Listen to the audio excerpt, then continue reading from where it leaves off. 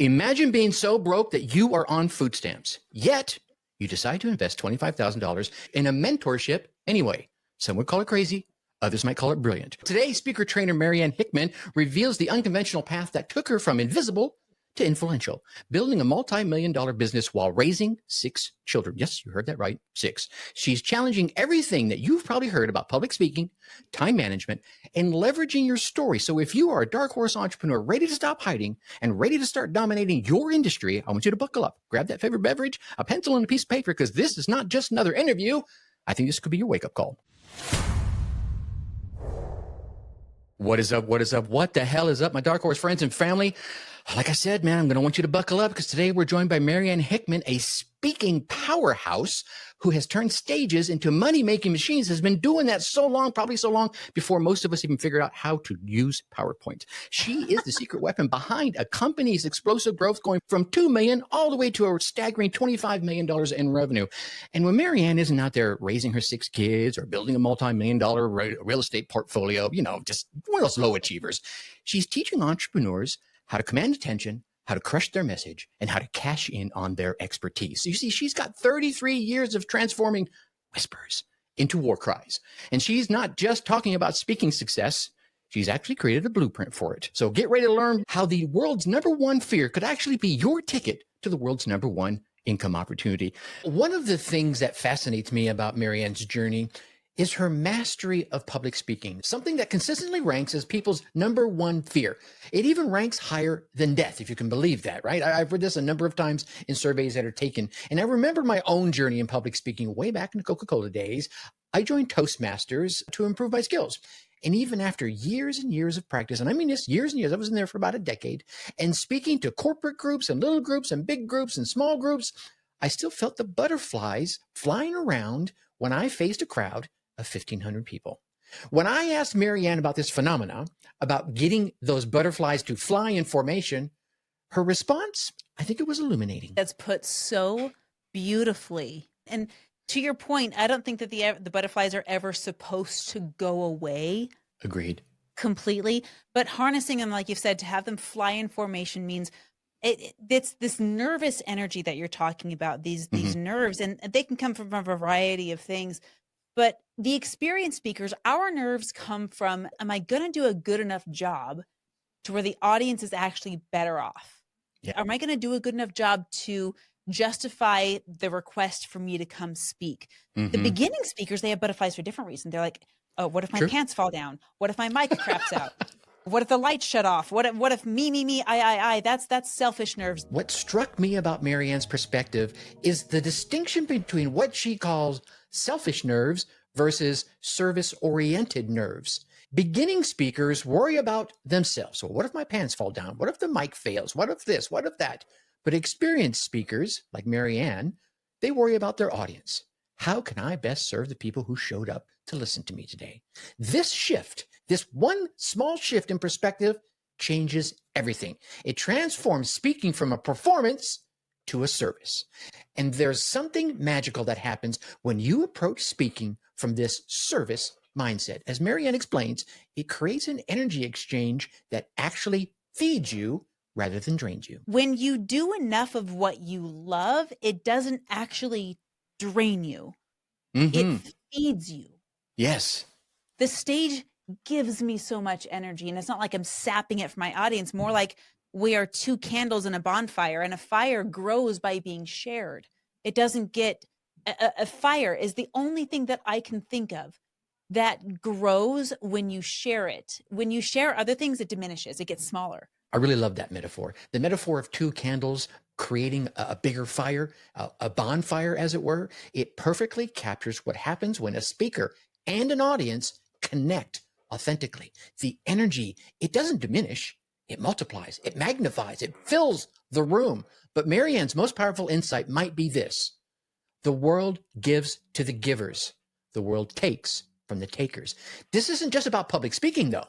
It's a fundamental principle for success, for life, and for business. When you approach your business, your content creation, and your family relationships with a servepreneur attitude, you're going to find yourself energized rather than depleted. Right? You're going to charge up not charge down. You'll check more boxes on your to-do list if you feel more fulfilled every single day. This service mindset is the foundation for everything Marianne has built, from her speaking career to her real estate portfolio to raising her 6 kids. It's a principle that can transform your business journey as well. All right, let's go from invisible to influential, because every influential voice you hear today, whether it's on a podcast like you're listening to right now, on a stage, or a best-selling book, they all start somewhere. And that somewhere is usually silence, invisibility. That's the place where no one is listening. You've been there, right? Yeah, so have I. I wanted to understand Marianne's journey just a bit more, of going from the place of invisibility to becoming the powerhouse speaker that she is today. What was that turning point? What moment was it when she decided that her voice deserved to be heard? Her answer revealed something profound about that transformation. It rarely happens in a single moment. Instead, it is a series of decisions to stop digging ourselves deeper and start climbing out. Yeah, I can remember the exact moment, actually, and it we all have these moments where we decide where our rock bottom is, and it doesn't happen just once. It happens over and over and over again. Mm-hmm. When we decide this is my rock bottom, I'm going to stop digging and start getting my way out. Well, we all have these beliefs that they're given to us generationally when we're born, and then we have them when we experience enough of life to say, oh my gosh, I've got some baggage now that I'm carrying with me. And it's really hard to run a marathon if you're carrying a bunch of luggage. Yeah. You with me? That was awesome. What really interests me about Marianne's story is how these early limiting beliefs, they kind of take root like a weed, right? For her, it started with a simple interaction when she was just 4 years old, something her mother probably doesn't even remember, but something that shaped Marianne's self-perception for decades. And just recently, so my sister's going through my mom's journals, and my mom is a saint. She is 81 years old now, and she kept a journal every day since September of 1986. And, we're talking about 40 years now of daily journal entries. So my sister's taking these, she's scanning them so we can all have them. But she ran across an entry of when I was 4 years old. And my mom was writing about this, and she was so good. She tried to write a line for every one of her 10 kids every day. And the line that she wrote for me that day was, Marianne asked me today when she gets to be the boss. And I told her, never, because you're the youngest. You see, as parents and entrepreneurs, that right there should literally stop you right in your tracks. How many casual comments have we made to our children that might just be shaping their tomorrow, or their today, or their next year? How many offhand remarks from our own childhood are still limiting us today, limiting you as well as me? For Marianne, being the youngest of 10 children meant growing up as Ruth's little sister or Andrew's little sister, never fully seen as her own person with her own voice. This is a struggle that many of us, maybe you can relate to, feeling defined by our relationships or our jobs, perhaps. Yeah, or the circumstances rather than being defined by your unique gifts. But what changed everything for Marianne wasn't a gradual evolution. It was a dramatic moment of decision at a seminar where she was challenged to walk on broken glass. I was listening to a speaker, and the speaker did this crazy, weird activity.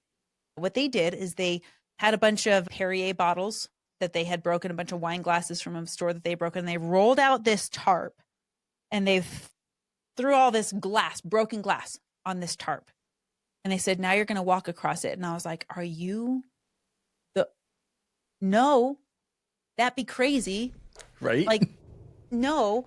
And in my brain, I started understanding, okay, they wouldn't do this if they didn't have all of the things, and they probably don't get where they are by cutting people's feet up on glass. So there's got to be some reason why this works. So I raised my hand, and I'm like, I'm up for anything. I'll sit there. And it was at that point when my toes were up against the glass. I hadn't taken my first step yet. I was walked through this process of thinking and looking at the evidence and saying, first of all, I have to question this idea. Is it true that I don't have a voice? Well, no. I mean, I have one. More importantly, do I want it to be true that I don't have a voice? No, I don't want that to be true, because I think what I have to say is valuable, and not just for my own purposes, but I've had evidences here and there where people have said, thank you for saying what you did. This glass walking metaphor, I think it's kind of powerful, right? It ranks right up there with the fire walking Anthony Robbins conventions I've been to. Once Marianne stepped right onto that glass, she couldn't turn back. She couldn't turn back without walking over more glass. She had to move forward. And isn't that exactly how transformation works in our lives? In our relationships, in our businesses, right? Inside of ourselves? We reach a point where staying where we are becomes far more painful than the risk of moving forward. But here's the part of Marianne's story I think you're going to find inspiring. And I think it's also most relevant for you dark horse entrepreneurs listening right now. After making that decision to use her voice, her first keynote speech was delivered to an empty room. When I started speaking my first stage, Tracy, I invited people to my house to come hear me speak, to deliver my keynote for the first time. 0 people showed up. Ouch. Not even my husband showed up. Ow. Nobody there. But since I had made this decision of I'm going to use my voice, I gave my keynote anyway to a room of 0 people because, number one, I didn't want it to be my fault that my voice wasn't heard. Because if I decided not to, because I had a legitimate excuse, then I would not have done my part. Mm-hmm, mm-hmm. And number two, guess what? If you mess up and nobody's watching, you can mess up as much as you want. This is the reality, ladies and gentlemen, of building influence that most overnight success stories do not, will not, and will never tell you. There's a long period where you're going to be speaking to empty rooms. You're going to be putting out content that nobody reads. You're going to create products that nobody buys, but you need to keep showing up anyway. I've experienced this myself. Some of my most meaningful speaking engagements, they weren't packed auditoriums. They were small groups. Heck, I remember one to this day, 4 ladies sitting in grooming chairs and the 4 ladies that were also doing their hair. Very impactful afternoon. Let me trust you. It was small groups where I could see the impact of the message I was sharing in real time. It's not how many people that hear you. It's how deeply you connect with those who do hear you. For Marianne, that empty room was just the beginning. She kept inviting people over to her house, going from 0 attendees to 3, and then to 5, and then to 7. Eventually, she had to rent a library space, and she had 50 people show up. Today, she speaks to audiences well over 1,000. This journey from invisible to influential isn't about waiting until you have the damn platform. It's about using your voice before anyone else is even listening, knowing that if your message has value, the right people, they're going to find you. Now, I think one of the biggest struggles I see with entrepreneurs today is finding that right balance between vulnerability and credibility. We are consistently told to be authentic, to share your journey, but many worry that revealing their struggles might actually undermine their authority, cut them right off at the knees. This is especially true for my parent entrepreneurs who feel like they need to project this image of having it all together, having that perfect Instagram photograph image business, the perfect family, the perfect life, everything's in order.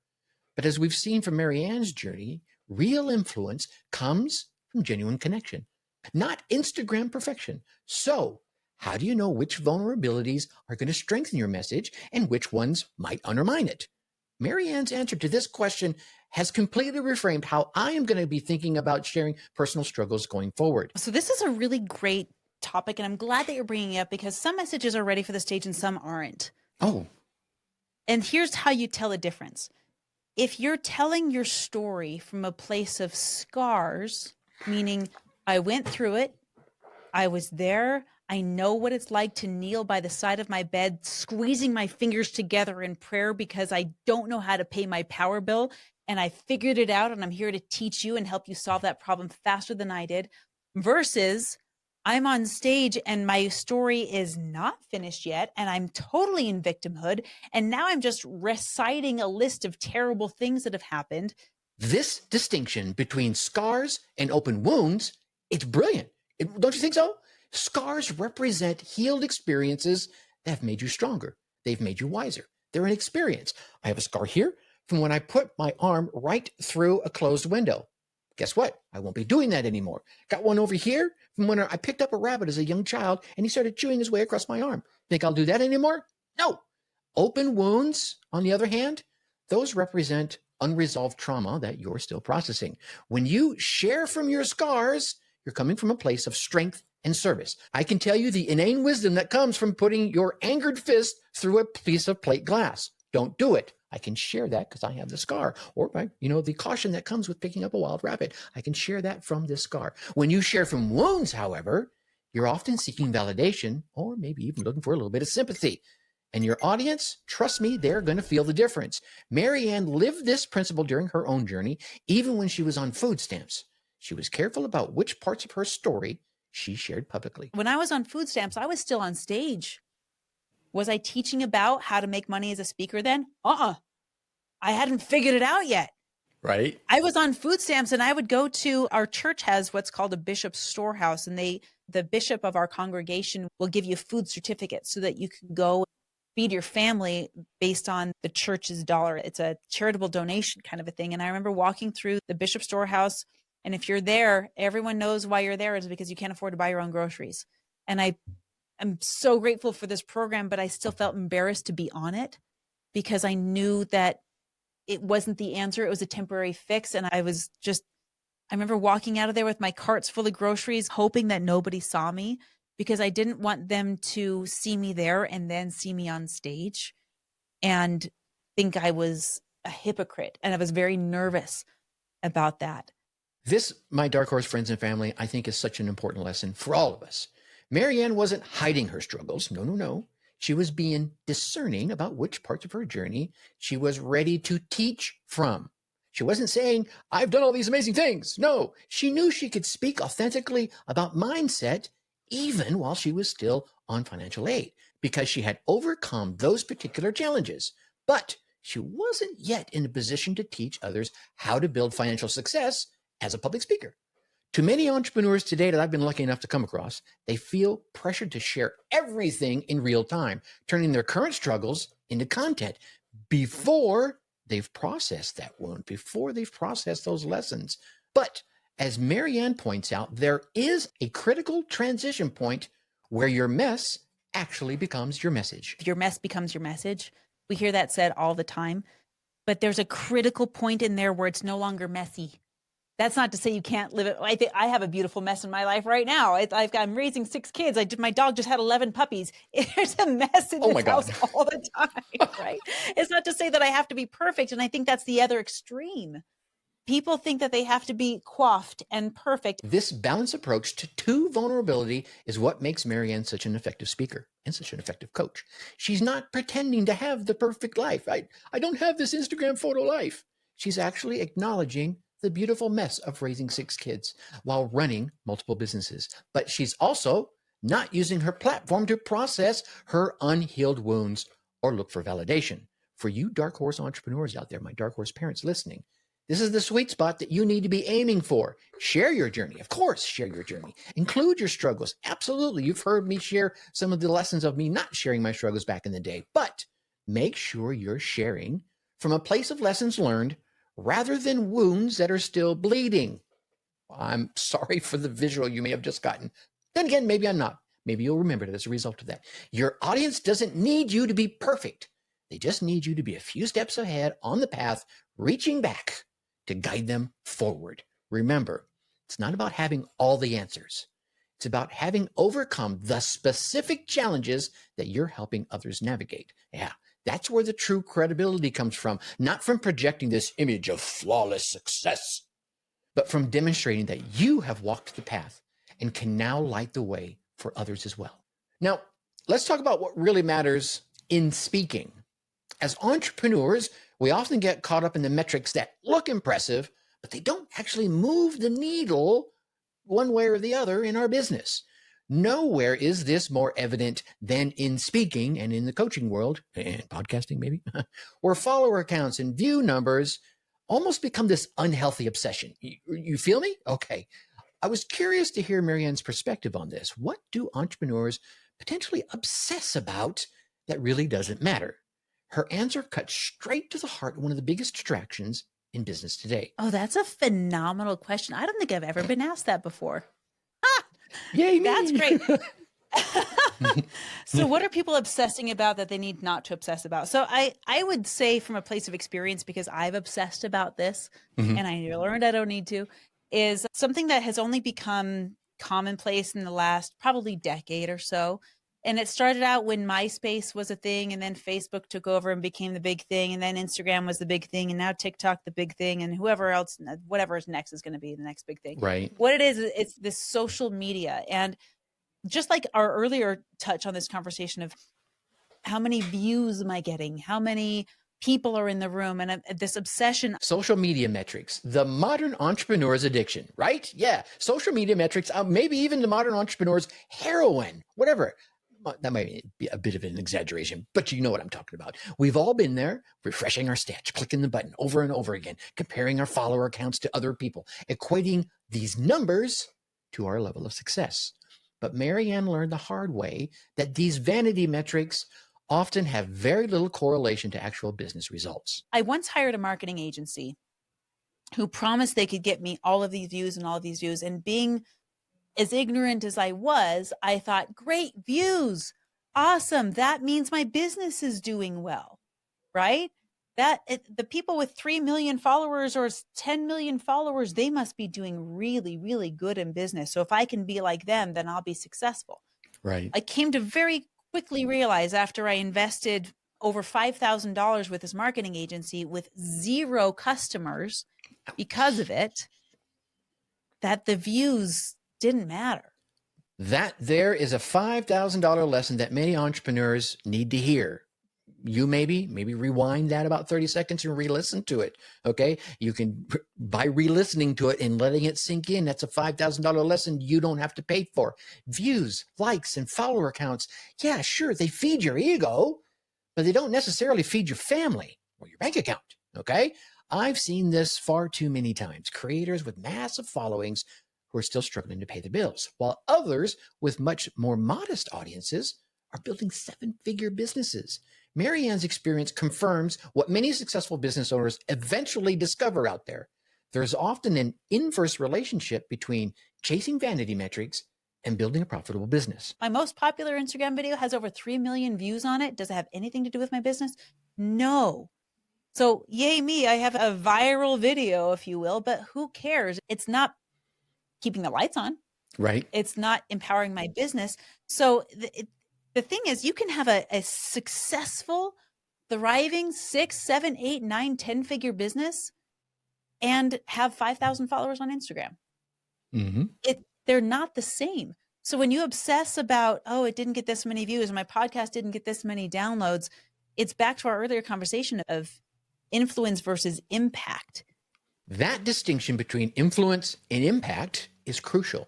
Influence might be measured in followers, but impact, that's measured in lives change. And that's what really matters. So, I can hear some of you in my magic headphones right now. Well, Tracy, if social media metrics aren't the right measure of success, what is? Well, Marianne developed a fascinating experiment to measure her true impact. I did this experiment one time. This is one of the coolest experiments I ever did. It's so cool. When I first launched this experiment, it was just between me and God. Because if I told anybody else, it wouldn't have worked. So I said, God, I need to measure my impact. I just need a way to know. I need a way to know if what I'm saying is landing. I need to know, is it worth it to keep going? Or should I just shut everything down? Right. So I made this negotiation. I've negotiated with God several times. He's a good negotiator. And I sat down with him and I said, okay, here's what I want to do. For the next 30 days, I'm just going to count. And I'm going to count the number of times I get unsolicited positive feedback. Because if I ask for it, it doesn't count. True. I'm just going to count. And I'm going to count in documentable proof, like I could take to trial, which means I need a text message or an email or a handwritten note, some kind of evidence that I can touch that says, just thank you for doing what you're doing. And not because I need the acknowledgement, but I just want to know that it's making a difference. But I can't ask for it because it'll ruin it. And I counted for 30 days and I got 38 separate notes, pieces of feedback, more than one a day. Oh my goodness. What a powerful shift in perspective. Yeah. You feel me? Okay. So instead of obsessing on how many people were seeing her content, Marianne focused on how many people were actually genuinely being impacted by it. And the results, well, you could say they were remarkable. More than one person every single day took the time to reach out and express how her work had affected them. This is something I've experimented in my own business journey. Some of my most successful content, he says with air quotes, in the terms of metrics, have generated 0 business results. I've got videos out there with thousands of views and shorts and what have you. While some of my other more modest posts have led to life-changing client relationships and a few dollars in the pocket, okay? So for my Dark Horse entrepreneurs that are listening right now, I want you to hear this crucial lesson. Go ahead and lean in. Come back to me. Whatever you're doing, stop it just for a second, right? You're washing those dishes, just pause. Build your business around impact, not influence. Okay, you can go back to what you're doing.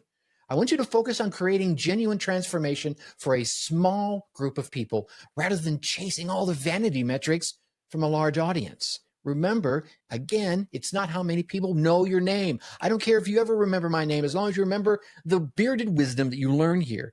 It's about how many people that are better off because they encountered your work. That, my friends, I think is the true measure of entrepreneurial success. Okay, so that's leadership from on high. I'm just kidding. You can almost take that as a leadership lesson. And there's a particular style of leadership that I've always found very effective, especially for parent entrepreneurs like yourself. It's not about standing at the front of the crowd and barking orders, right? You're not a drill sergeant trying to train a bunch of green recruits, no pun intended. And another example, it's not about reaching the summit first and then shouting down directions to those that are behind you. It's about climbing alongside those that you're leading and guiding them step by step by step. Marianne shared a powerful story that I think perfectly illustrates this approach of leadership, a rope climbing experience that transformed how she thinks about coaching and mentoring, and it might transform how you think about it as well. Was that a ropes course? Have you ever done one of those before where you're like relaying each other? Military. Oh, yeah. Right? Okay, yes, you know exactly what this is. So I had this experience where the owner of the ropes course was doing this team training with us, right? And he said, split up into teams of 2, and one of you is going to be blindfolded, and one of you is going to have your eyesight available to you. And your job is to get both of you to the top of this rock climbing wall. Okay. So I took to my teammate and I said, do you have a preference? And he said, I'll go ahead and blindfold. And I said, great, I'll lead. And there was a team that went before us, and I had the benefit of watching them. And one of the team members on that team was a very significance-driven person, if that makes sense. It does. And so the person with the eyesight, they climbed to the top as fast as they could. And then they looked down at the person with the blindfold on and were trying to direct traffic from 20 feet up. You're shaking your head. You know this doesn't work, right? I remember the moment when he's like, jump, you're only an inch from it. And from my perspective, I could see he was a good 18 inches from it. Yeah. And he fell and caught him and everything. So what do you think? That's such a perfect metaphor for what often happens in business coaching and leadership, and sometimes in podcasting. The expert races ahead to demonstrate their experience. Look how amazing I am. And they shout instructions down from on high. But from a distance, they really can't accurately gauge where their student or their team member really is, or worse yet, their family member, their loved one. They can't provide the hands-on guidance needed for true progress. Marianne took a completely different approach, one that embodies what I believe is probably the most effective form of leadership. And so when it was my turn, I had my peer with me, and I had my sight, and he didn't, but I stayed right next to him on that wall. And this is what great coaches do. We have something that our clients or our students don't yet have. For me, it was sight. So I would take his hand and I would put it on the next handhold. And I would take his foot and I would say, put it on this next foothold. And there's a foothold right above your knee. And I'm right here with you. Right. And I'm telling you the next steps because I can see him and you can't. Right. And that is the leadership that I admire most, is when we're doing this together, we're in this together. You have advantages that I don't have, but you're sharing them with me. And that for me is the measurement of impact. It's not how fast can I climb the wall. It's how many people can I get to the top. It's not how fast I can climb the wall. It's how many people I can get to the top of the wall. That statement encapsulates everything I believe about true entrepreneurial leadership, true parent leadership as well. You see, in my own journey, I found that the most fulfilling moments were not when I was standing alone on the summit, doing the Superman pose as my cape whirled in the wind. No, no.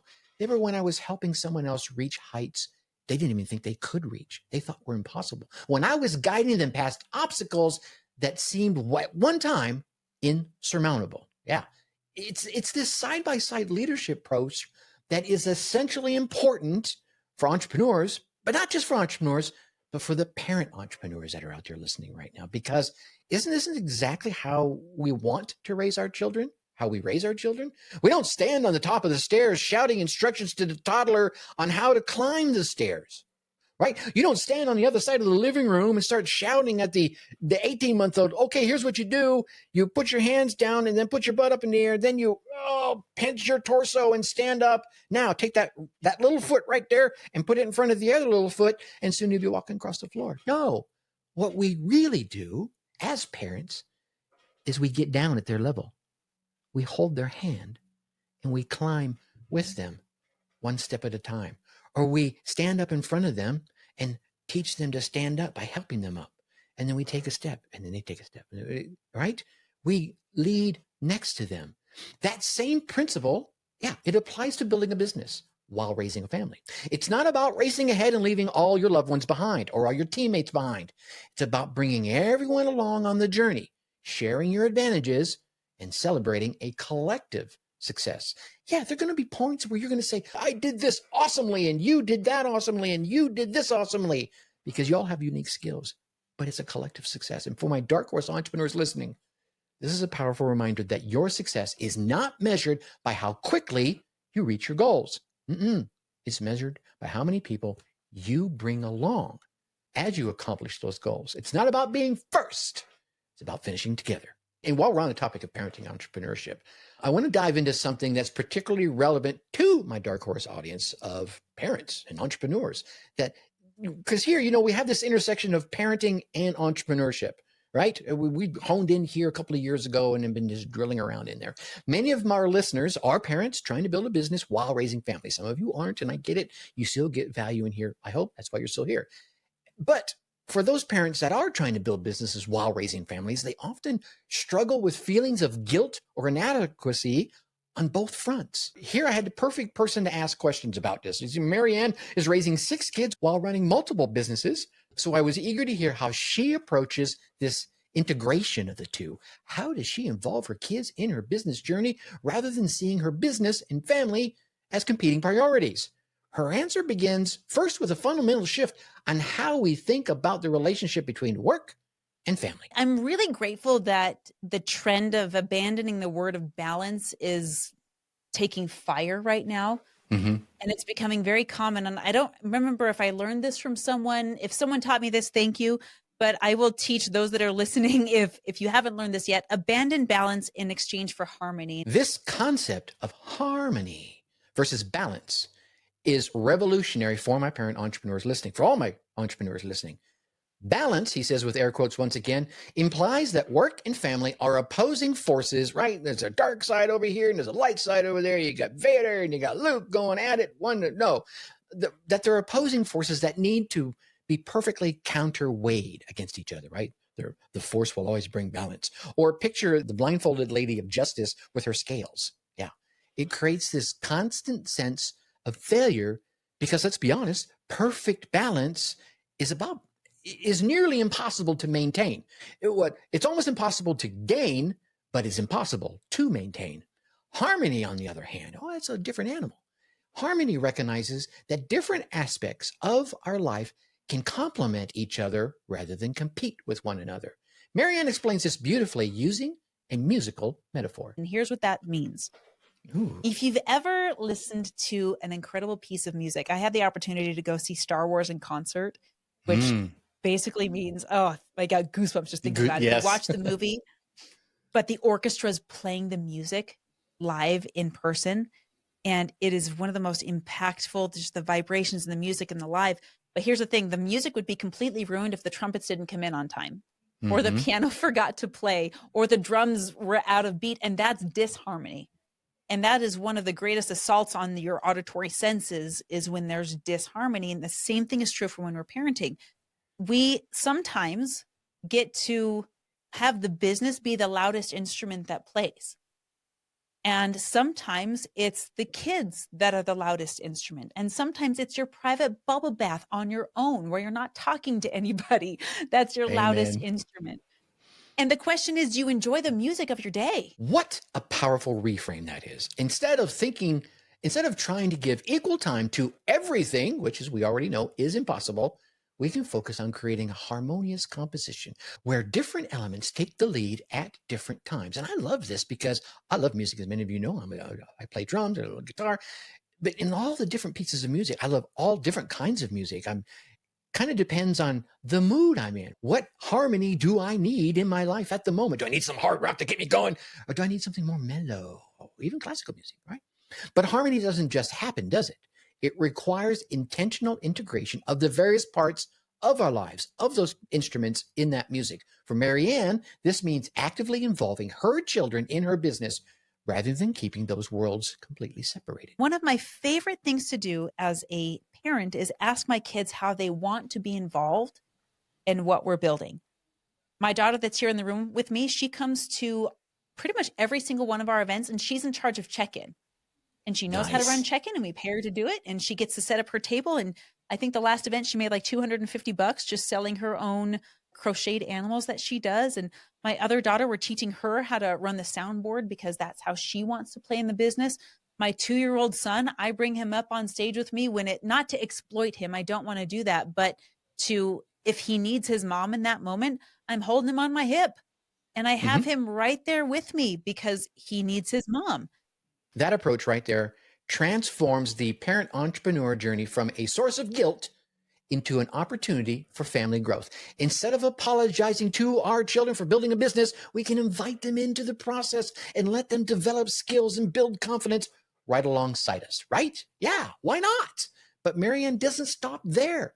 She has a special message, especially for the moms in our audience, one that addresses a double standard that many of us maybe don't recognize. I want to talk to the moms specifically. If you're a mom and you're listening to this, just lean in for a second. And if you're a dad listening to this and you know a mom, you have a mom or you're married to one, I want you to lean into this because there's a question that often gets asked. And I think that we're not giving ourselves enough credit. And here it is. As a woman, oftentimes we get asked, how do you do it? How do you be a career mom? How do you do the career and then come home and be a mom? And you know what's crazy is dads don't get asked that question. And I think I don't want to talk about fairness or equality or getting into sexism or any of that. But what I do want to point out is that you're probably not giving yourself enough credit for all of your accomplishments. This, I think, is such an important point. We rarely get out there and ask the men how they balance being a father and being an entrepreneur and being a breadwinner and being the guy who fixes the car and changes the tires and mows the lawn. No, it's assumed that they can do all that. But women are constantly questioned about the things that they have to juggle, their own juggling act, which creates an additional layer of pressure and guilt. Marianne's message to all the parents out there, but especially to the moms, is one of validation and encouragement. So I just want to, if you're just listen with your heart, if you're not seeing me on camera, and just, if no one has told you today, you're doing a hell of a good job. Oh, you're here. Yes. You've survived everything that life has thrown at you. Even if it's just barely, you're here. So well done. That message right there, 100% resonates deeply with me. As a father who went through a period of, I'm going to use the phrase, single parenting during my daughter's medical crisis, I experienced firsthand the challenges of balancing work and family responsibilities. You see, back when my youngest daughter, Krista, needed a liver and small bowel transplant, the best doctors for the operation were up in Pittsburgh, right, at the Children's Hospital there. I, however, was working down at Coca-Cola in the downtown office in Atlanta. My wife at the time and the baby went up to Pittsburgh while I stayed down in Atlanta with my oldest daughter, who was around 4, maybe it was 3 or 4 years old, okay? So effectively, I became the single dad, getting her up every morning, getting her fed and clothed, and handling the whole homemaker parent package. What surprised me was the reaction when my then wife returned and met the other moms in the area.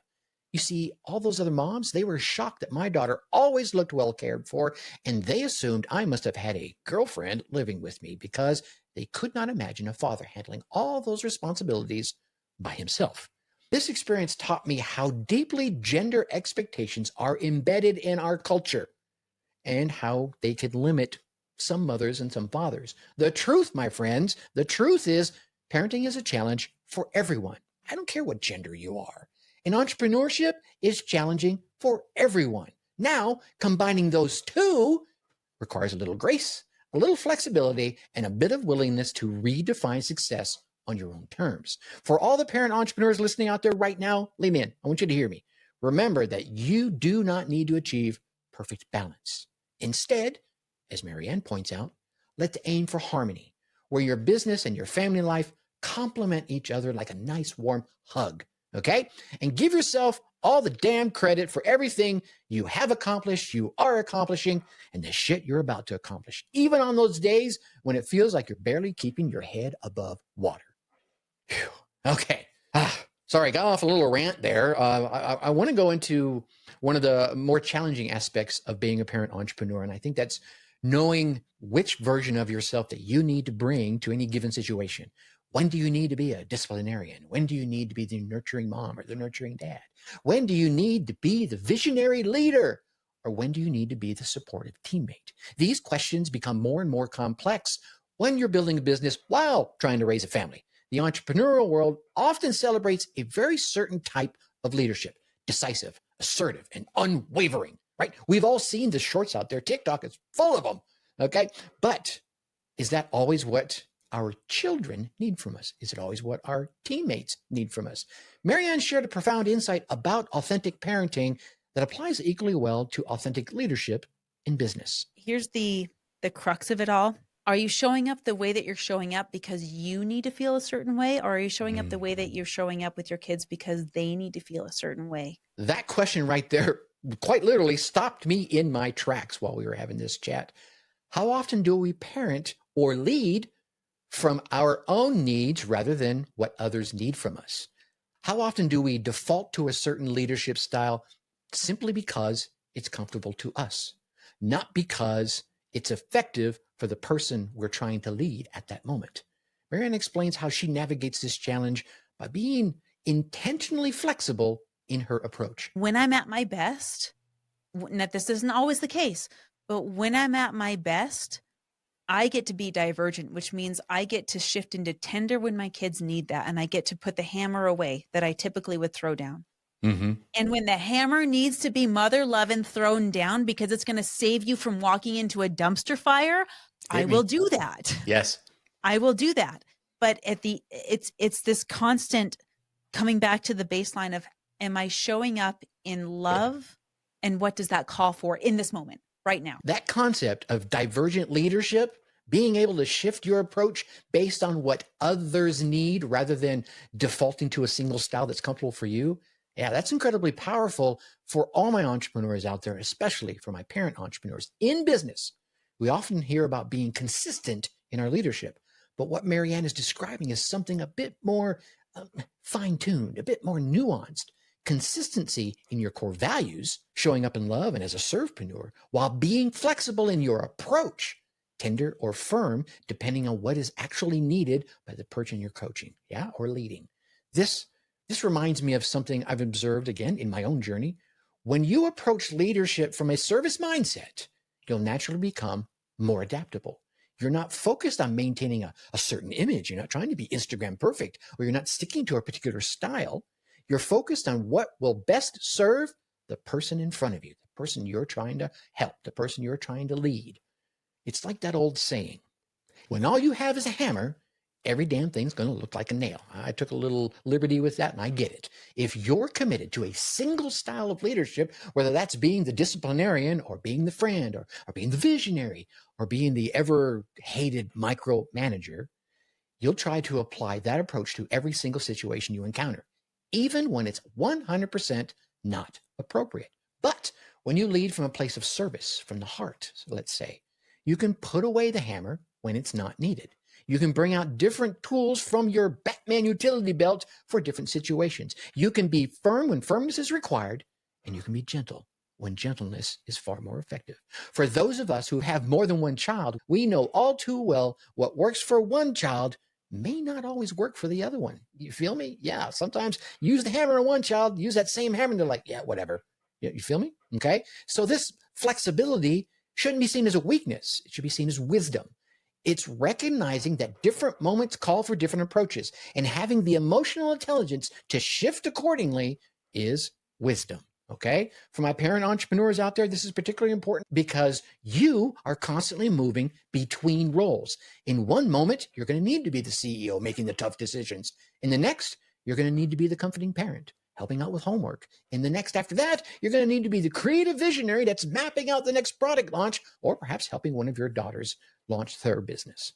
The key is to not get locked into one of these roles. Don't make it your whole life, but instead remain centered in your core values while adapting your approach to what each situation really needs. This, I believe, is the essence of authentic leadership.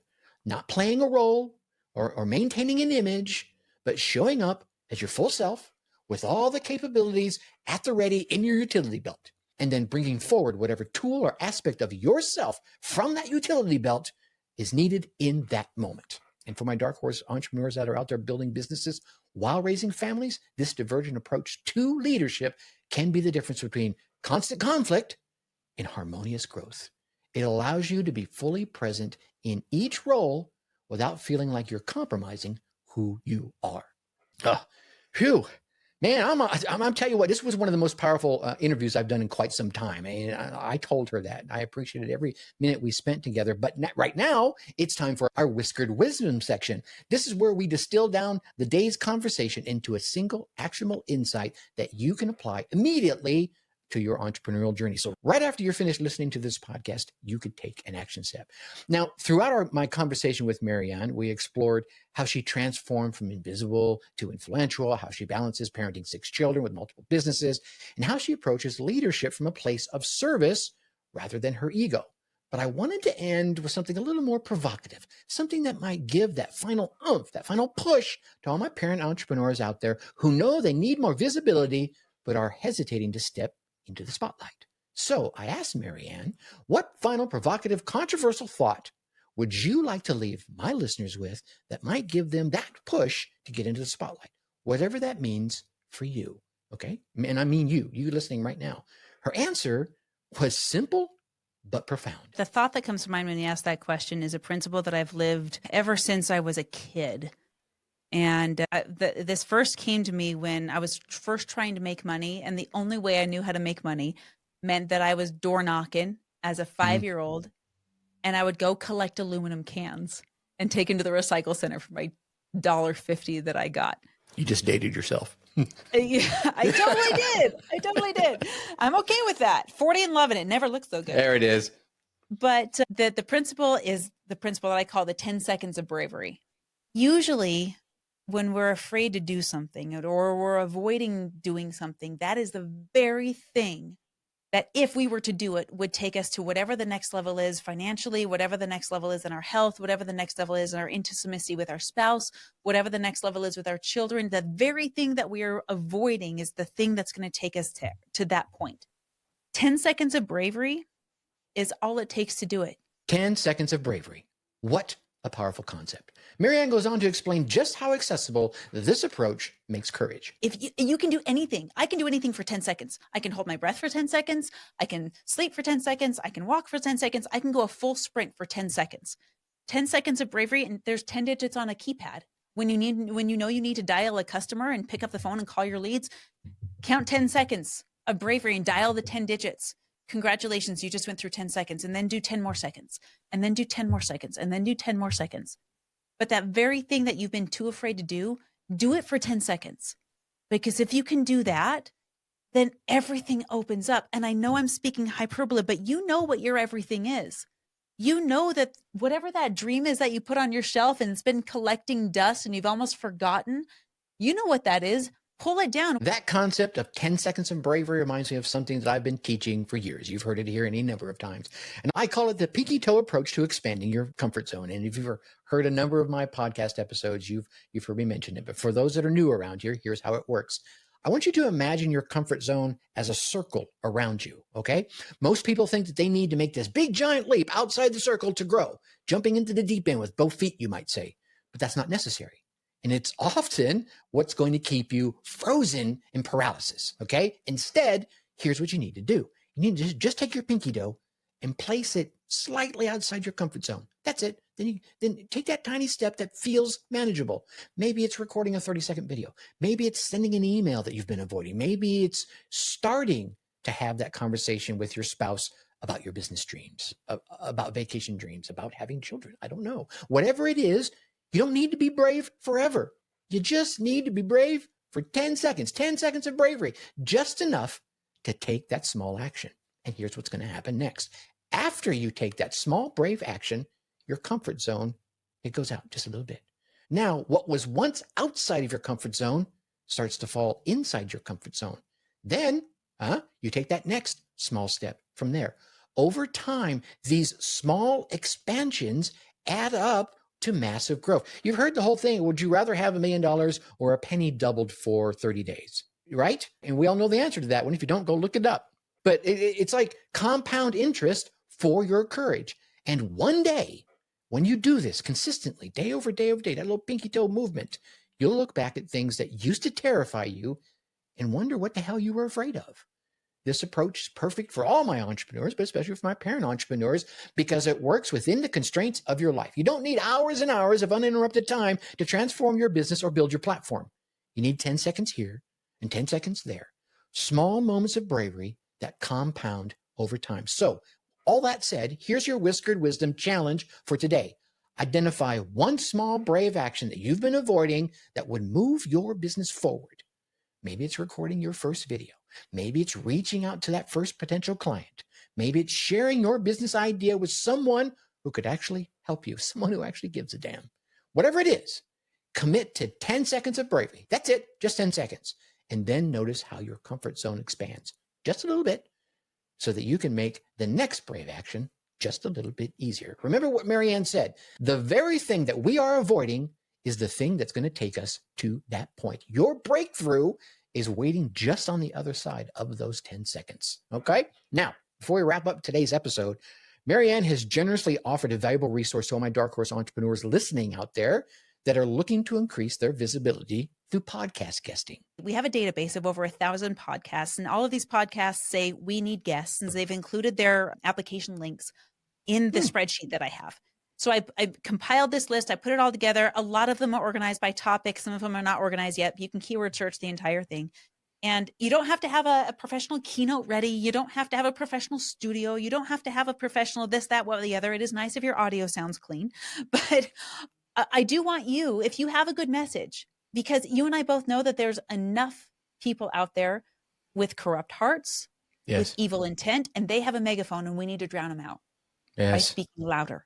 That, my friends, is an incredible opportunity for those of you out there looking to implement that 10 seconds of bravery that I just talked about. Getting on podcasts is probably one of the most effective ways to build your authority quickly and reach new audiences. And Marianne is making it even easier by sharing her database of over 1,000 shows that are already actively looking for guests. You can access that resource completely free, mariannehickman.com/database. And there also will be a link down below in the show notes, so you can just click right through. Man, I want to take this moment to publicly thank Marianne Hickman for joining us on the show and sharing her journey of going from invisible to influential, her insights on speaking and parenting and leadership. Well, it gave me a roadmap for building my success to another level, hopefully yours as well. But to build businesses that align with our values while making a genuine impact, something you've heard me preach from behind this microphone for going on 5 years now. And one thing struck me most about this conversation I had with Marianne, the consistent focus on service over self. Whether she's speaking on stage, coaching clients, or raising 6 children, this service mindset is what transforms ordinary entrepreneurs into extraordinary leaders. There were so many other nuggets that were in the interview I had with her, and I couldn't pack them all into this episode. So if you want to watch or listen to the full episode, you'll find it over on our YouTube channel. The link will again be down in the show notes, or you can go to YouTube and search for Dark Horse Entrepreneur. You'll see our shield logo there. Click on that and you'll find that full interview in there. And it was like an hour long or whatever it was. So if you found any value in today's episode, I'd love for you to share it with another parent entrepreneur you know needs to hear the messages contained herein. And while you're at it, you're going to share it. Go ahead and subscribe to the Dark Horse Entrepreneur podcast so you do not miss any future episodes. Go ahead and listen to some of the old ones. And if there's something you're looking to hear, let me know. Right? Go out to the darkhorseschooling.com and there's the contact us page on there and you can leave your information and your requests. I've done a number of podcast episodes solely from requests. And for more digital marketing strategies specifically designed for my busy parent entrepreneurs, be sure to sign up for the free weekly newsletter. You can find that at darkhorseinsider.com. Each week, we're going to deliver actionable tips and insights straight into your inbox. Perfect for implementing inside those small pockets of time that you're going to find between soccer practice and bedtime stories. So until next time, this is your humble host, Tracy Brinkman, reminding you that we dark horses, we do not just run our race. We change how the race is won. So think successfully and take action.